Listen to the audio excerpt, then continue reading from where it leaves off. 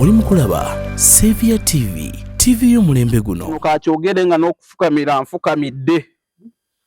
Katonda waffe weebale kutuleetera omununuzi. Eggwanga lyaffe libadde liraakinga abantu abafaanana nga Nammeere ne Balugahale. Njagala mbategeeze bassebo ne bannyabo. Essebo. Bw'otunuulira olwaleero singa ba-ministers bonna babadde bakolanga abasajja abo. Singa eggwanga lyaffe ttereevu Oweekitiibwa Meeya.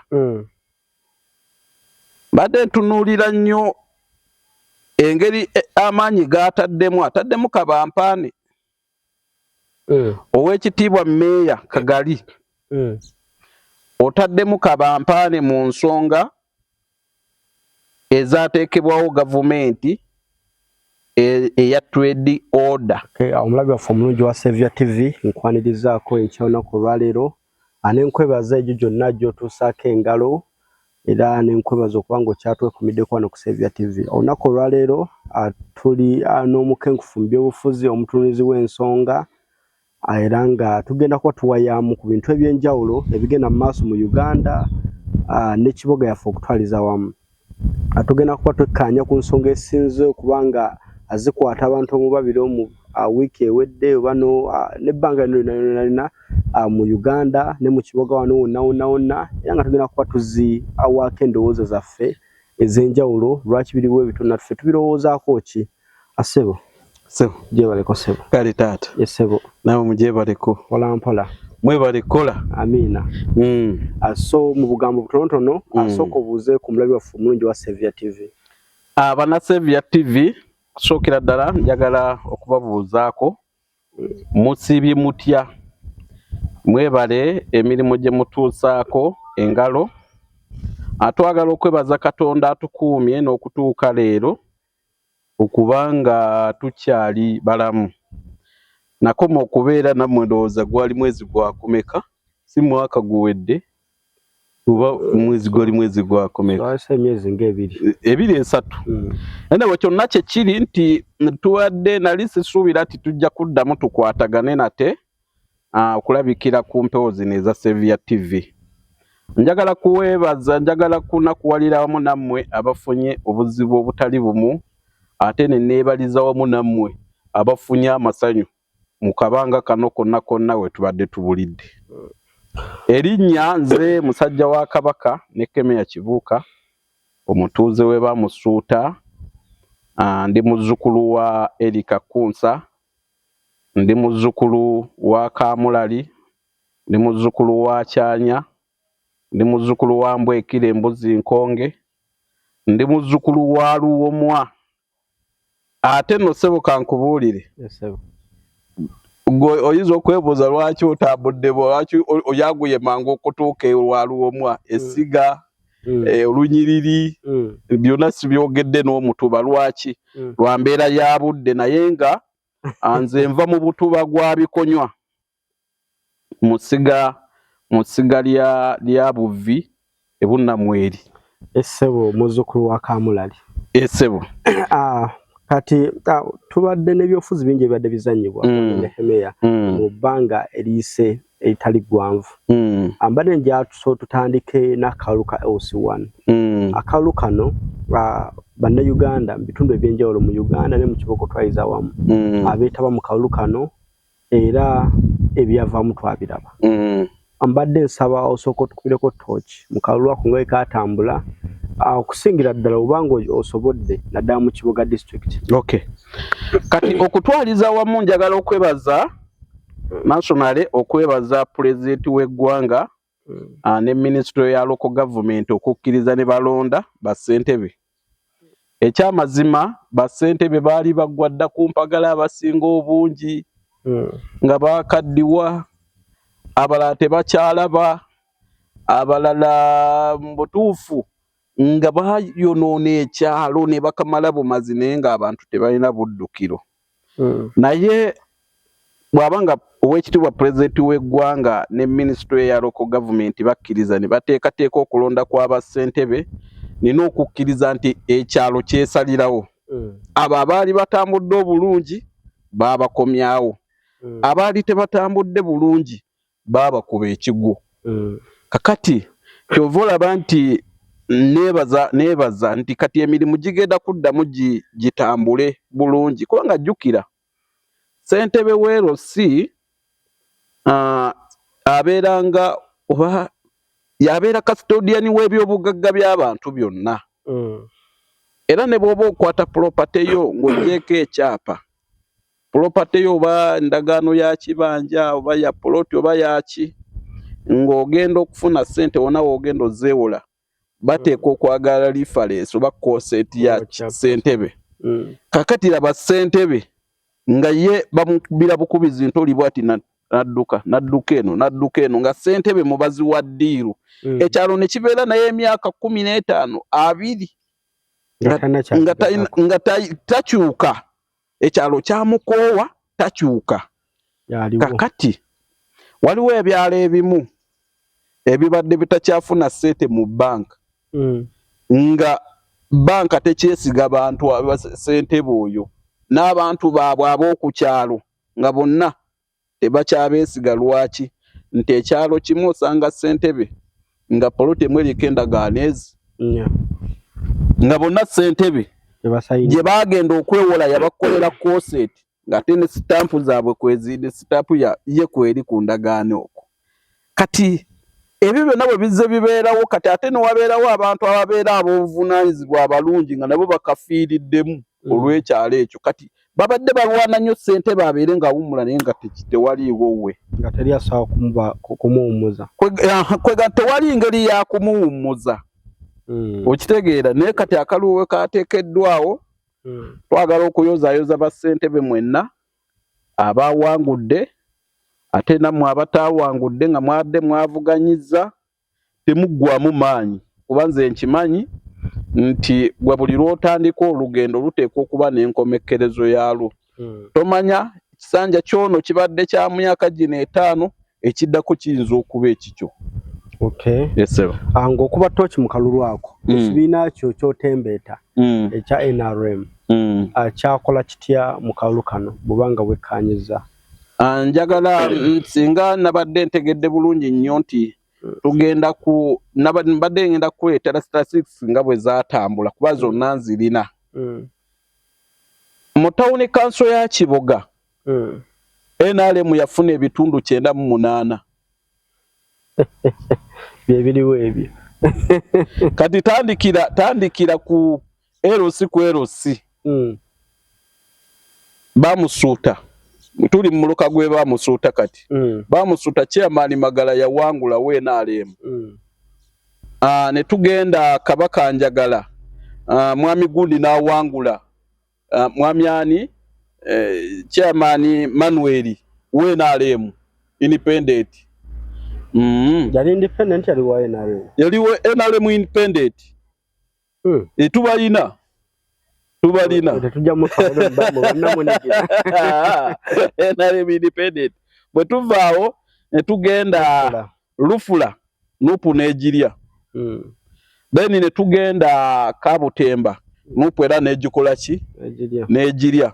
Kati ne tuvaawo ne tugenda Buzibwera. Lokwasima tetuyina budde naye mbadde ngenda kutemera LC zonna nga NRM yazikola ki?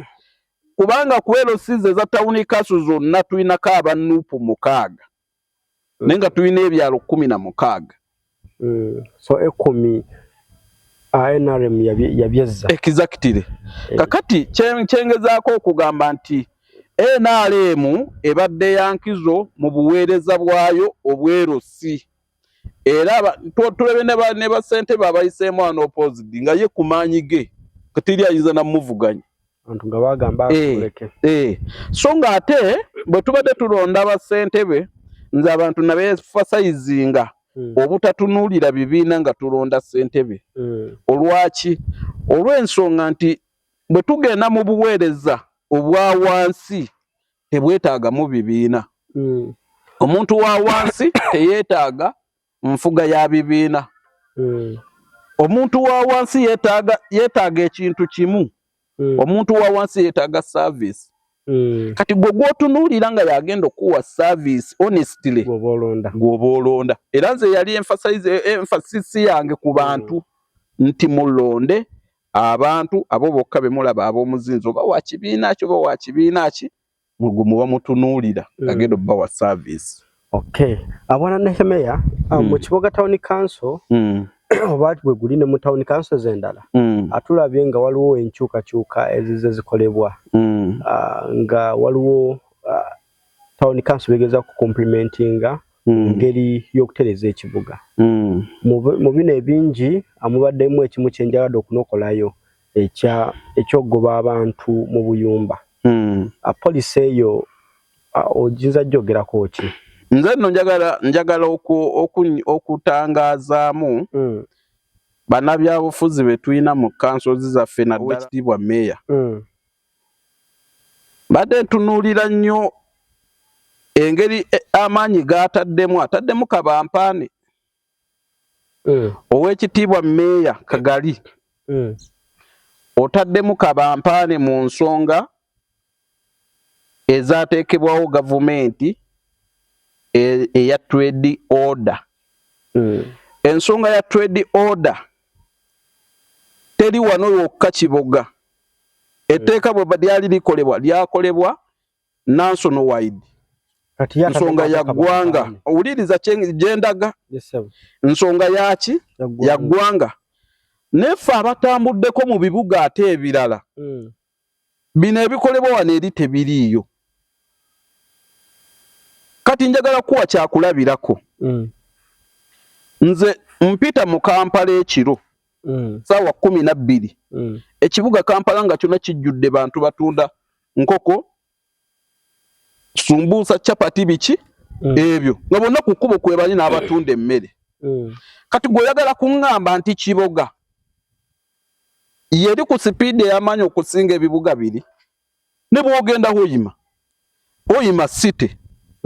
Niye nayo trade order bagikutte mu ngeri ya kikugu nnyo. Ya kisajja kikulu.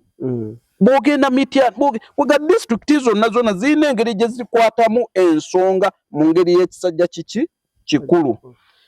Naye nze badde ntunuulira nnyo Oweekitiibwa Kagali nja kufuna obudde mu kkubiro oba mukyalireko mu ofiisi ye. Ensonga ya trading olwaleero bw'ogoba omuntu atunda chapati ku kkubo nga chapati ezo ze ziweerera abaana ku ssomero ze zigula ebitabo ze zipangisa ennyumba oba okuliyetinga ki. Gavumenti yammwe teyasooka kirowooza. Sooka olindeko wanga gavumenti yo bw'eteekawo orders kati aziteeka mu nkola sooka obale abantu bo. Gwateeka mu nkola orders za gavumenti sooka obale abaki abantu bo. Mbadde nkubuuza nti abantu bano bonna b'ogobye ku street okukolerako nga awo bajja amata g'abaana baabwe okusoma ebitabo lenti mwe basula na biki abo obasuubira kugenda kukola ki? Era nze njagala mbabuulire kati buli muntu abadde alina kufulu 2 ku nnyumba yo gula kufulu endala ezi. Bw'oba obadde olina akukuuma nga wakasaala leeta ow'emmundu. Wakati olutalo nze kankubuulire ekintu ekyasinga okussa abantu mu lutalo bajjajjaffe bakitunyumiza yali nga njala. Omuntu nga tasobola kwebaka mu nnyumba omwo ng'enjala emukola ki? Ng'alina okugenda atabaale anoonye gy'anajja oba kifene ne bakinaaba kito akireetera abantu be balye naye abeerewo eyo gye baamuttiranga. Bwana Nehemiah, njagala ontangaze mu katono. Trade order. Sookoleka nzigusa akantu kano kubanga bw'onkwatira wakati kayinza obutagguka abantu ne batakategeera bulungi nti abantu baffe gye banaakoma okulumwa enjala bagenda kuyingirira embeera etali ntuufu. Ekyokubiri, bw'oba ogoba abatunda emmere naye nga kasasiro buli w'otuuka kasasiro ajjudde, kati ebeera trading order ki eyo? Oba olongoosa ki?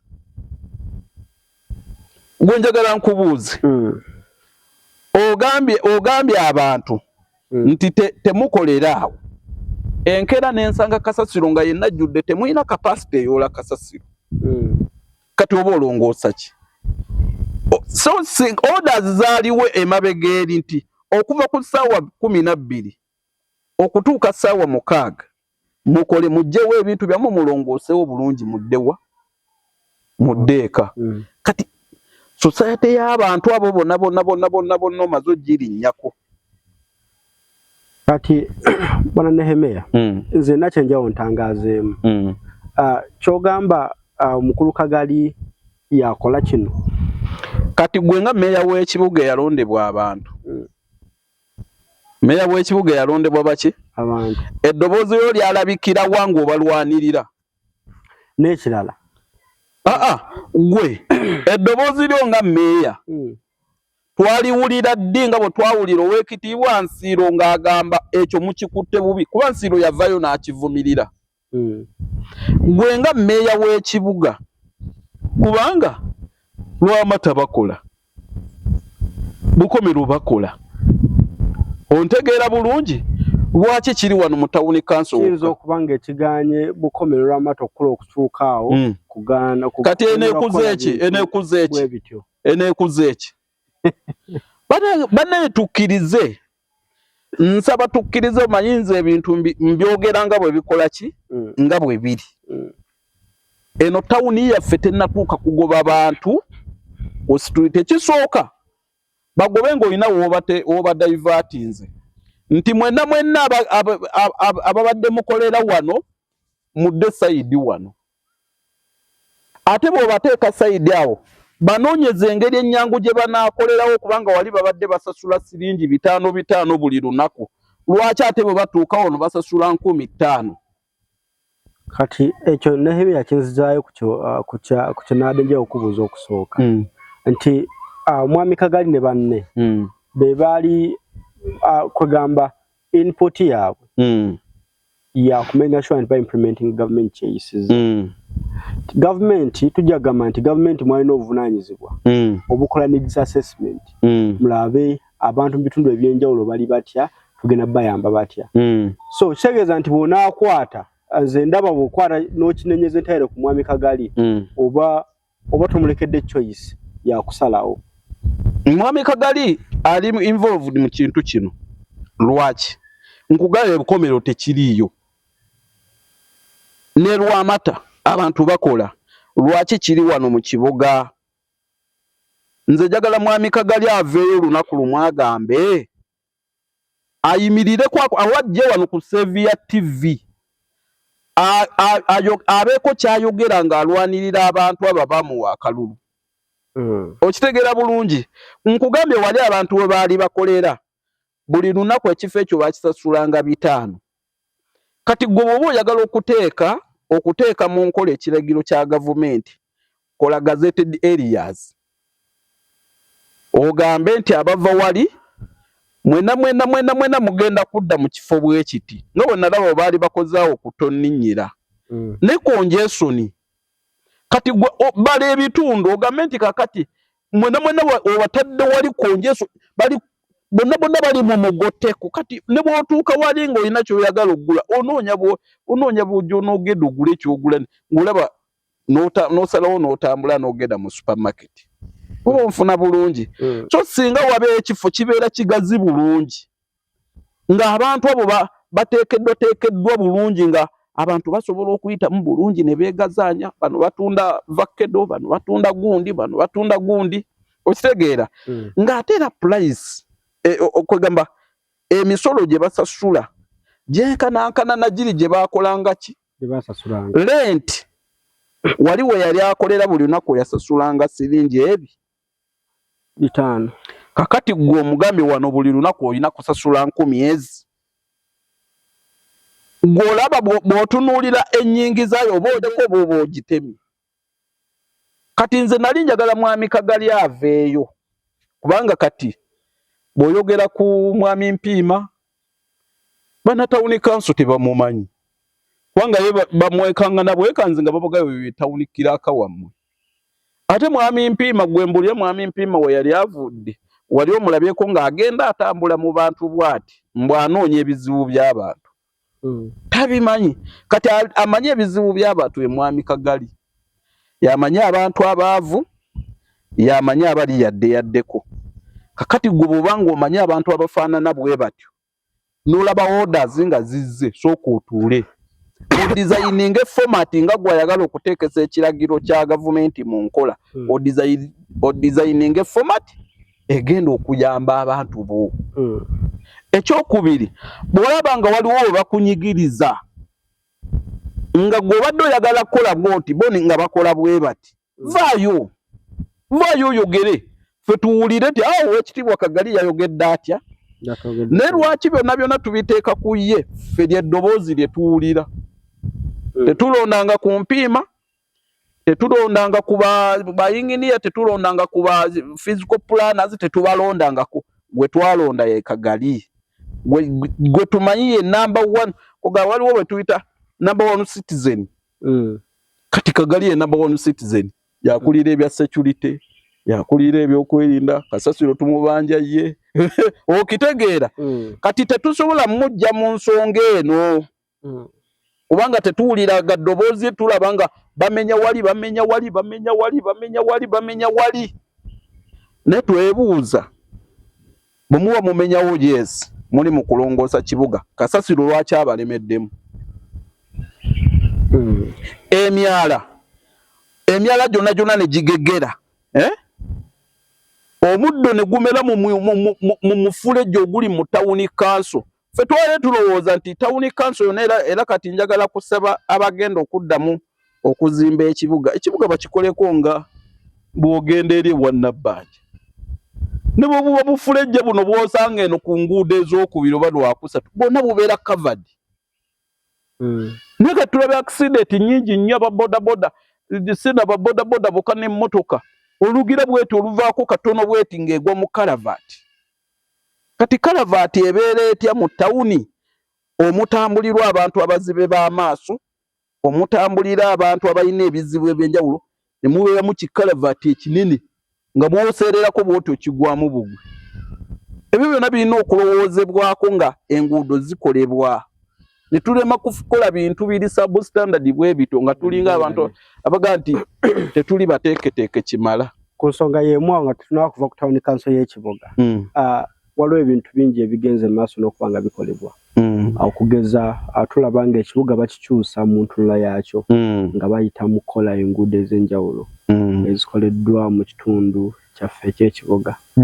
Kati ezo zo ogenda zoogerako ki? Nno njagala kusaba wonna enguudo zino we zikolebwa, omanyi bwe twogera nga twogerera lokale twogerera mu kibuga, kati afuna message eno we Kampala oba yalabaga tebikola ki.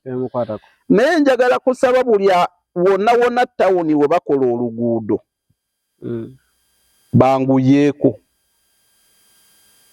kubanga business kati olwale bw'otunuulira side naddala mu butawuni trading centers zonna we ziri nga bataddewo bali mu kukolawo oluguudo. Bano abakola tebafa nayo.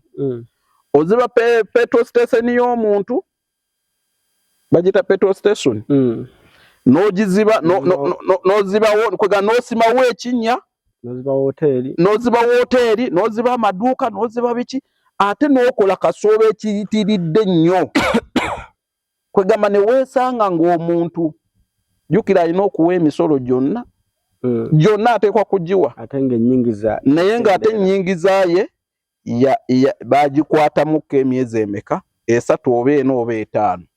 N'olwekyo njagala kusaba bayinginiya bonna bakola enguudo eza gavumenti, nsaba yanguyeeko, nsaba mwongeremu ku maanyi power. Ndowooza bano ababubeeka bano kampuni eno eya bubeeka yebadde ekyasinze okukola akasoobo, naye olwaleero ndaba kati kireka General Muhoozi ono yabakwatamu. Ndaba kati sipiidi bali ku y'amaanyi. Nsaba sipiidi eyo gimugyongeremu naddala nga muli mu trading centers ezo abantu basobole okuba nti emirimu gyabwe giddamu gitambule bukwakku. Okay. Kati mu buufu bwe bumu omanyi ogenze n'okoona ku General Muhoozi nonjukiza ekigenda maaso mu Uganda naddala ensangi zino kye nandyagadde twogereko ensonga ya Nammere ne munne Honorable Balamu ba minister babiri tujja gamba nti bayina bannayuganda bambe batambuza akannaginagi nga balowooza nti essaawa yonna baali basalaako ng'era yaleegamba emirimu gyabwe ogyogerako ki na lwaki olowooza balondoba mu sekita zimu na zimu? Okusookera ddala bassebo ne bannyabo njagala okwebaza Katonda akyogere nga n'okufukamira nfukamidde. Katonda waffe weebale kutuleetera omununuzi. Eggwanga lyaffe libadde liraakinga abantu abafaanana nga Nammeere ne Balugahale. Njagala mbategeeze bassebo ne bannyabo.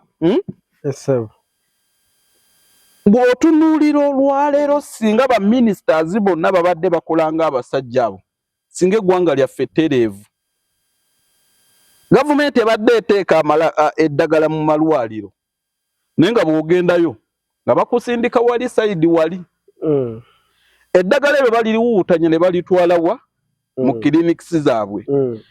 Amasomero gavumenti gwe toyinza omanyi lwaki gavumenti yateekawo bonna basome mu masomero okuviira ddala ku primary paka ku secondary? Kendeeza butamanya. Exactly. Gavumenti yalaba nti waliwo omuntu atasobola kutufuna $50 omwezi oba omwaka. Nga ye omugabo omwaka okuŋŋaanyizaawo $5 twagala tugirabeko nga tagisobola. Naye ng'ate azadde abaana be balina okusoma. Kati gavumenti ng'erina okuteekawo free education. Kakati gw'olaba abakulu b'amasomero bakeera ku makya ne batuula n'abazadde abatono ennyo abeerubatu abeesobola, essomero lye balifuula lya nsimbi. Awo nnyini okuddukanya essomero kyetaagamuko ku ssente n'ebintu ebimu gavumenti byeta providing. Oba oli awo abakulu b'amasomero baba bagezaako okuteekawo okugeza gavumenti wa abaana mmere. Ate ng'omwana okusiba ku ssomero nga talidde era ayinza obutayiga. Omukulu w'essomero waayiiya n'agamba nti abazadde muleeteyo kano abaana bafumbirwe abeera asobeza. Kino njagala nkubuulire bwana Nagamala. Yes, sir. Katonda tabangako musiru. Kutonda bagagga n'abaavu. Olira. Ate kino kankikubuulire tebakulimba nti omwana olw'okubeera nga talidde kyamisana ku ssomero mbu kiyinza omugaana okusoma n'ekyenkya. Ffe twasoma ate ffe omulembe gwaffe gwe twasomerako twanywanga kakopo ka buugi kyankya ne tubeerawo paka ssaawa 10. Kale bwe kaba tekaliiwo nga mukiteesezzaako ng'abazadde kireme kubeera kyakkatala. Atazireese n'omugoba n'adda ewaka. Ye teyafunye kapasite egenda kusasula yeena wabula ajja kujjanga n'emiwogo gye mu nsawo. Oyo muleka akole ki? Asome. Ne kati ng'ovudde kuzaala nti nze kankubulire gye nsomeseza abaana. Era bannakiboga mmwe mwegendereze kubanga Balamu waatuukira kaweddemu. Nze mbabuulira nze gye nsomeseza abaana bange masomero ga gavumenti. Yes, sir. Buli mwana asasula $36. Toyagala kuziwaayo. Naakola ki? Okitegeera buli mwana asasula $30 36. Nzikubalire. Mpulira. Asasula $60 gya development. N'asasula $16 za fees. N'asasula $2 ja church. Usimanya ndowooza mpulira. Simanya byetaaga $8. Kakati development kijooyogerako nga gavumenti buli taamu buli kwota emyezi 3 ekuweereza ssente ate nolwadde baga nti baziweereza ne kati Balamu yazze nga abalabisa twakuwa $600,000 omwaka guno. Tubuulire zaakola ki? Accountability. Era nkubulire kati walabya nga n'abamu n'okunanaagira banana banemba. So Balamu ne Nammere. Katonda waffe weebale oleese omununuzi. Njagala nkubuulira abaana b'eggwanga bangi tebasomye. Era nange nalemererwa okusoma lwekyo. Oba nfuna bulungi. Singa gavumenti eno enkola yaayo nga baminisita baali bakola nga Balamu naali badde waakiri nga nange natuuka ku mu siniya ya 6. Nga nange oluzungu ndufuuwanga ggwe. Naye olw'okuba nti nno gavumenti yeeteekawo pulogulamu zizaayo nga nnungi zigenda kugasa abantu aba bulijjo, wabula abantu ab'olubatu bo ne bazeeyambisa ne bagaggawala ne bavuga n'amamotoka. Ekyo kyakoozimbya buli institution y'eggwanga yonna. Kati nno njagala kusaba minisita mwenna kubanga baatandise omulima empindi ku mabega. Oyo anaamalako, oyo tagenda kumalako, oyo ali mu kabampande. Kati eno ligimu ejja egenda kubanga musinde kusenda buli kikyamu kiri mu gavumenti eno, nze nkubuulira berinde. So enkola ya Honorable Balamu ne Honorable Justin Namere ojiwagira kiko. Mukama weebale kutuwa banunuzi abo. Mukama weebale okutuwa abanunuzi abo. Nsaba obawo obulamu batalaage buli ggwanga lyonna, buli kitundu kiri mu ggwanga balitalaage. Kwera ebigambibwa nti balina nabo sekta ezimu ze batiisa amaaso. Ng'eriwa ne babazze mu masomero. Amasomero agamu tebatuukayo. Ngaliruwa nga Ntale.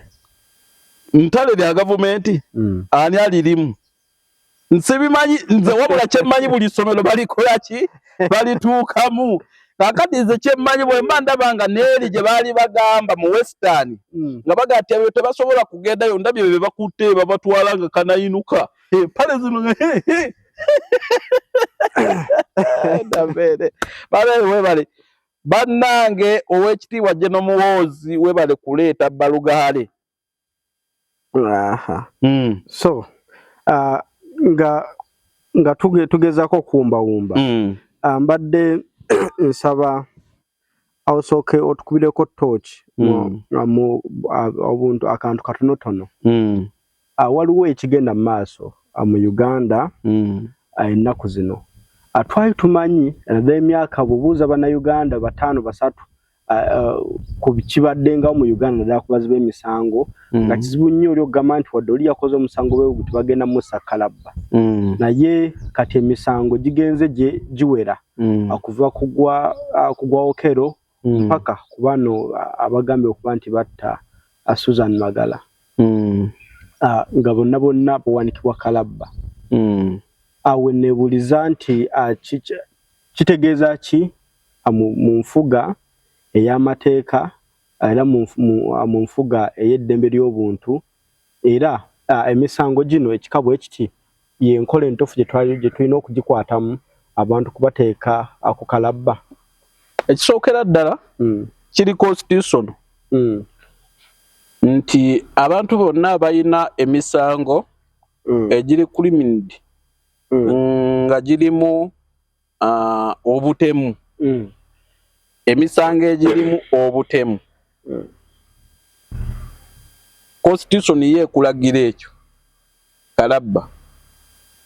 Naddala bwe gukusinga ogulimu obutemu, robale, prison, egyo gyonna emisango constitution bwe gukukka mu V etteeka likulagira eiza mayisa oba kalabba okusinziira incident yaliwo etya,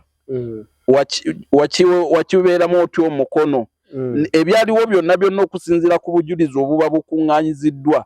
Omulamuzi asobola kusinziira ku ekyo n'akuwa ekibonerezo ekijja mu ekyo kyewakola ki kyewakola. Naye fe abasoma Bayibuli tugamba nti omuntu afudde tamanya era tayinza nakwekuba mu kifuba nti kye nakola kyali kibi era nkifunyemu peyini bweti. Kyova President Museveni bangi babadde babowa ebibonerezo bwebito naye nga tebabituukiriza. Lwaki? Nti President Museveni ye nga asoma Bayibuli akimanyi nti oyo omuntu aba taboneredde singa mumutta. Ate nabana abalala tebalina peyini gye bafuna ng'omuntu afudde kubanga mu bwongo bwabwe asanguka mu mangu ne bw'obeera ne taatawo ng'ali luzira nga buli lw'ogira bw'oti omulowoozaako ali luzira baamusalira emyaka 15 okitegeera ofuna payini eyo okutuuka be bakugamba nti omulambo gwa kitawo baguleesi yafudde ng'asavinga kaana exactly kakati naawe kikuwa ekyokuyiga obutayingira kikola kifaanana bwe kityo kati babadde bajja bagaba ebibonerezo bwebiti ebyokuteeka kalabba naye ndowooza mu ggwanga wano ndowooza tubala abantu abakateekebwa kalabba mu myaka 40 pulezidenti gye yaakamala tebasukka 5 bo nga babase okusentensinga oba okuttibwa nga abattibwako waliwo abattibwako waliwo abaateekebwa kalabba ndowooza balinga 2 oba omu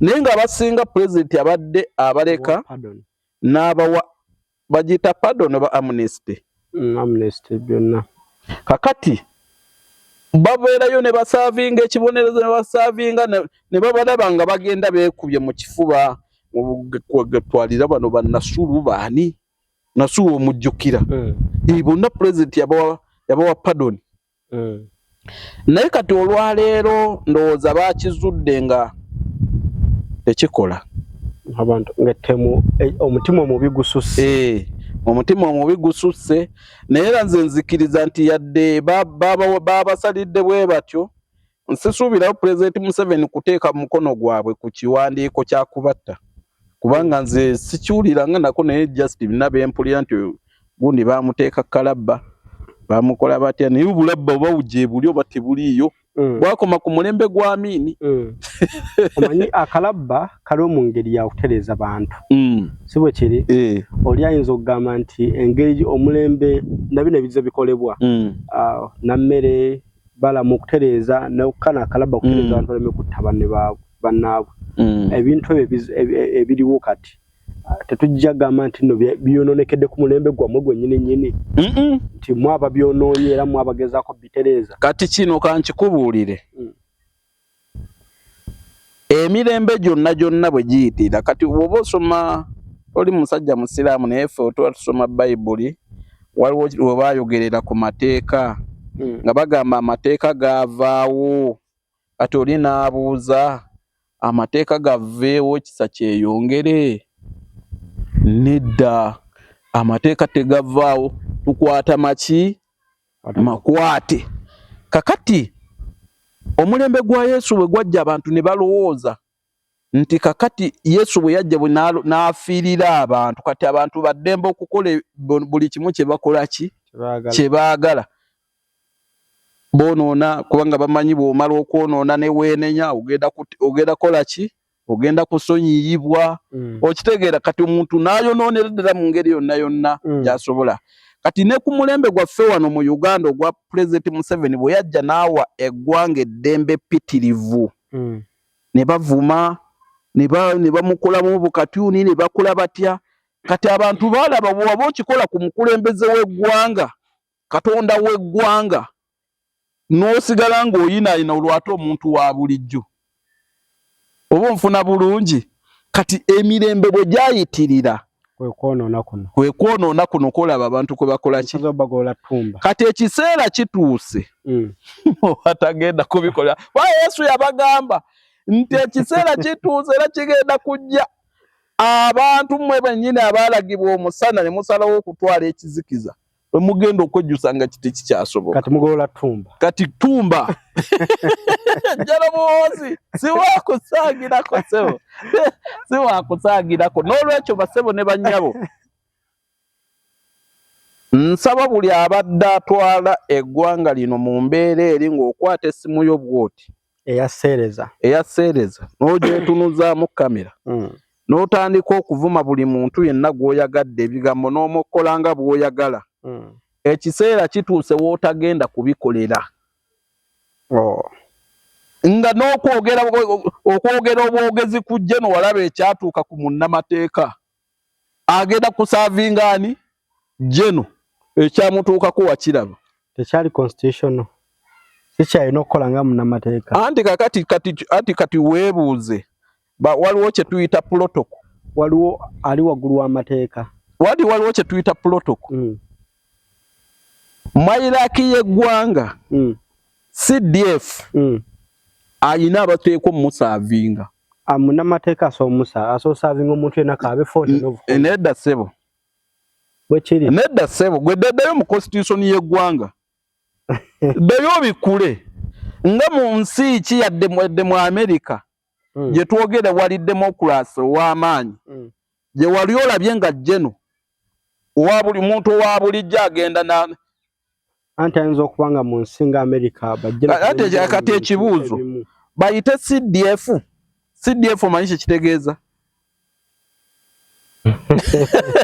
nga oli omuntu wa bulijjo ng'atandika okubuuza CDF ebibuuzo gwomanyi CDF entalo zalwanye omanye emirembe omanye okwebaka otulo n'ogegera n'okugegera omanye entalo zalwana gwe webaka otulo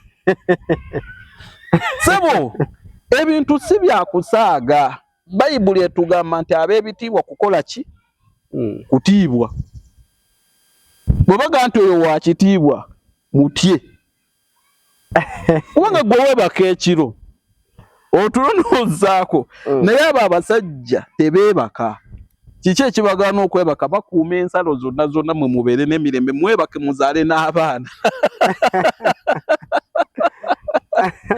omwezi waffe omulungi wa Saviour TV nkwebaza okuba ng'okyatwekumiddeko